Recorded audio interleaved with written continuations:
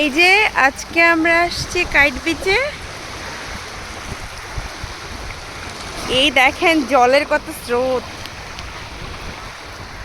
আজকে এই যে তনয় মোল্লা আসছে। কি করতে আসছে বলো? আমি আমার গণপতি ঠাকুরকে বিসর্জন দিতে আসছি। গণপতি মাটির ঠাকুর। আর কদিন পরে দুর্গাপূজা, কিন্তু এটা যেহেতু আগের বছরের, তো এটাকে রাখা যাবে না, এটাকে বিসর্জন দিতে হবে। গণপতিকে বিসর্জন দিয়ে নতুন ঠাকুর আমরা পূজা দিব। যাও,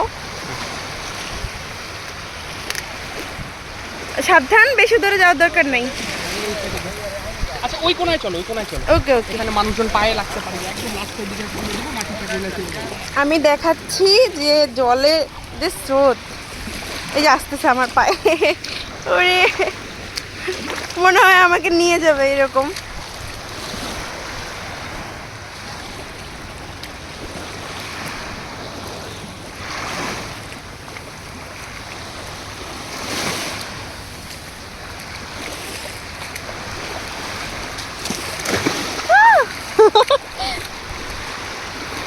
Oh my god.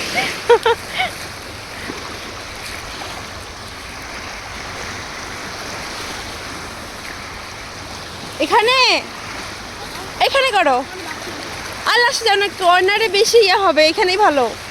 অন্য কেউ যায় না, এখানে মানুষের পায়ে লাগতে পারে, বুঝো না কেন? আচ্ছা আচ্ছা।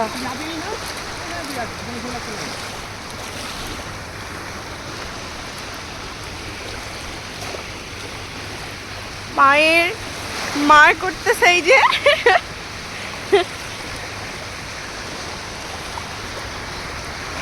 আমার ইচ্ছা করছে আমি এখানে এখন স্নান করি।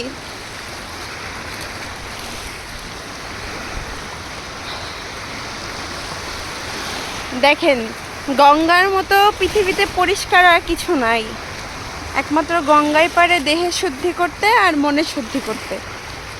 যদি আপনার মন যদি কখনো কলুষিত হয় বা মনে যদি কোনো আবর্জনা লুকায় থাকে, তাহলে অবশ্যই গঙ্গায় আসবেন, এসে নিজেকে শুদ্ধ করে যাবেন। আরে ভাই, কি গরম! তুমি সাবধান, ওই জায়গাটা, ওই জায়গাটা জাল আছে, কিছু যাও। হয়েছে, আর যাইও না বলতেছে, আর যাইও না।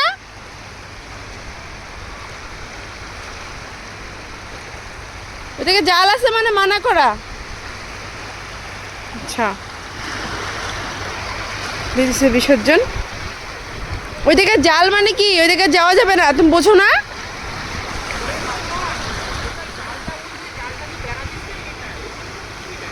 আচ্ছা, আসো।